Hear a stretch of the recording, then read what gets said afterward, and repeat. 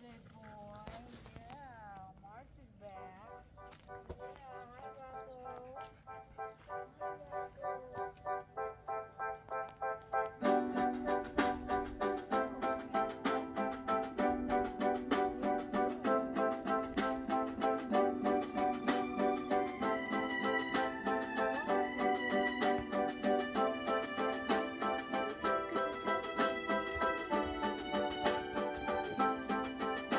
What is that?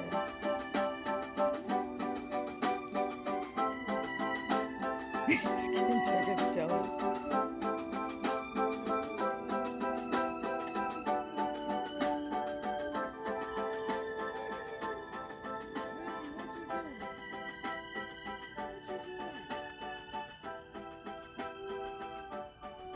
In this video, I'm doing a part 2 of why plants on a carnivore diet are not trying to harm you, or as people say, KI, and then there's a double L.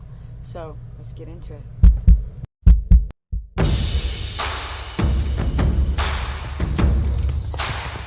Welcome everyone to my late night video about fiber. Now, per usual, there are the carnivore zealot cult people who are like, you're wrong, you don't need fiber. First thing is, why are you watching my videos? Move along, just keep rolling. I'm not your girl, and that's okay.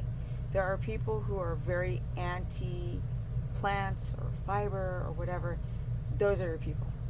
I'm not. But for those who want to learn about my experience working with people, and that's how I learn, right?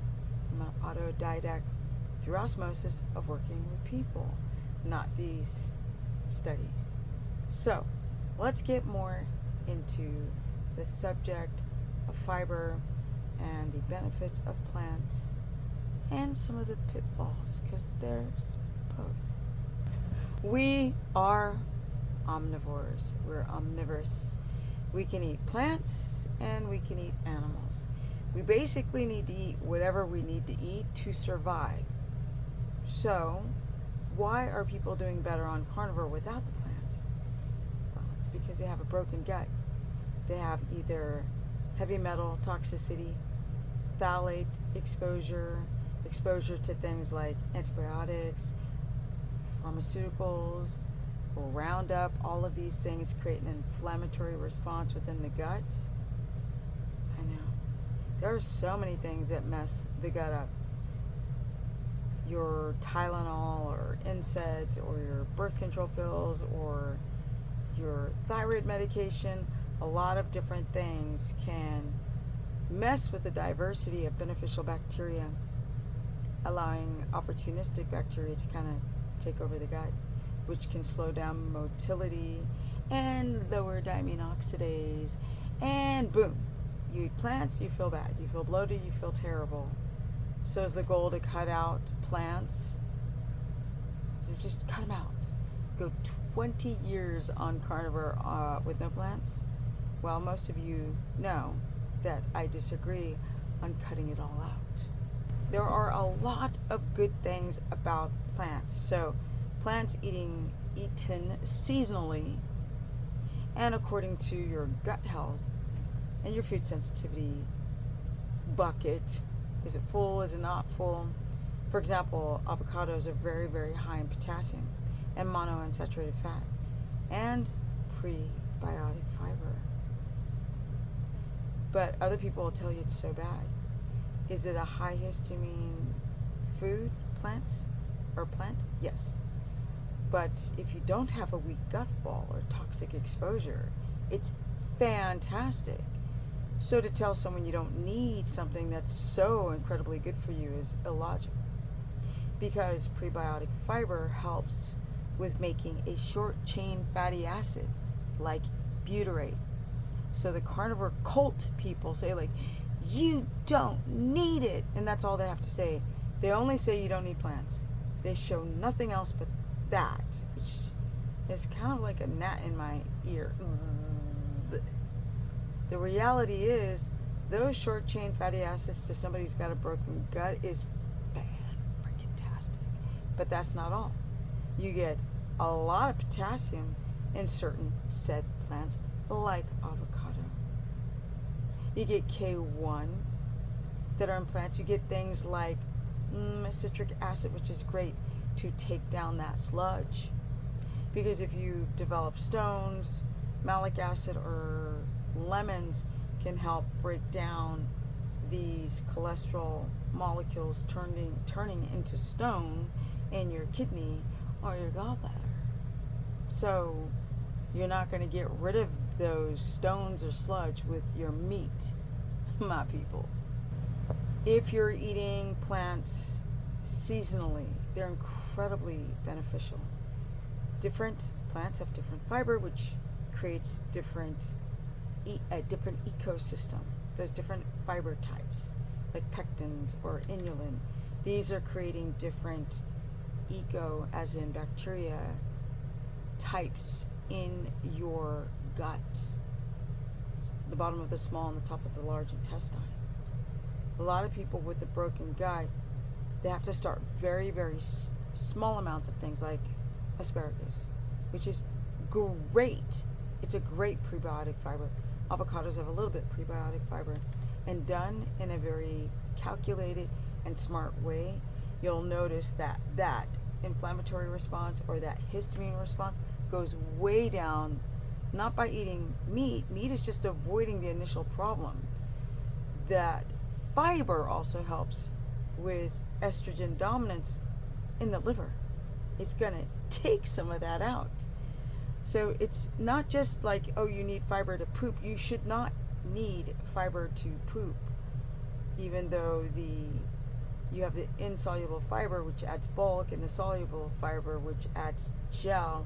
And the soluble fiber works more with some prebiotic fibers. But the reality is, it's not like you have to eat vegetables all the time. It's just really, really good to diversify your food as an omnivore, because we have amylase in our saliva. But the carnivore cult will just sit and be like, this person's done carnivore for 20 years and Maggie's been carnivore forever. She's 85. As far as I've researched, she's not strict carnivore. She has had plants and berries and coffee and things of this nature. And that's why I call the carnivore community, some people like cults, because a lot of these people who are meat heavy people still eat a little bit of plants. Comment below, share this content. Don't forget to hit the notification bell.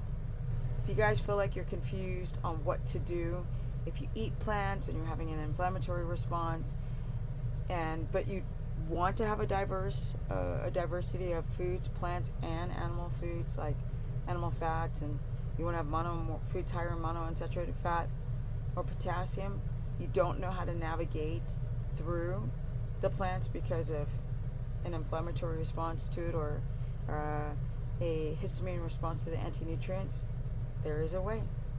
There is a way to bring it back without overwhelming your inflammatory response or your mast cell reaction. Comment below, share this content. Don't forget to hit the notification bell.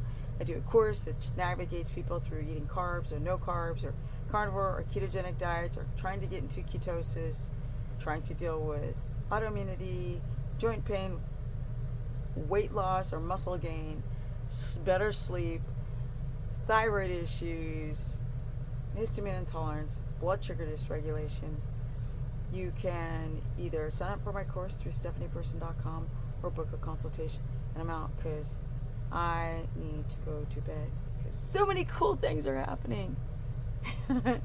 My spirit and my mind has energy for days. My body is like, fuck you, go to bed. And I'm out.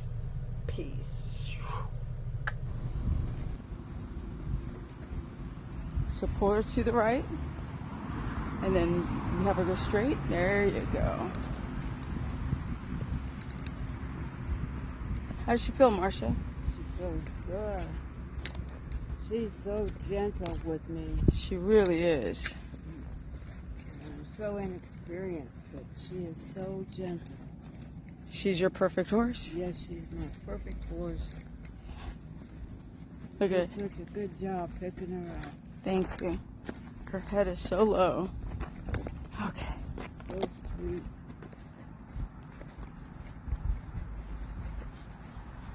Good girl, Sumi. Yeah, good girl.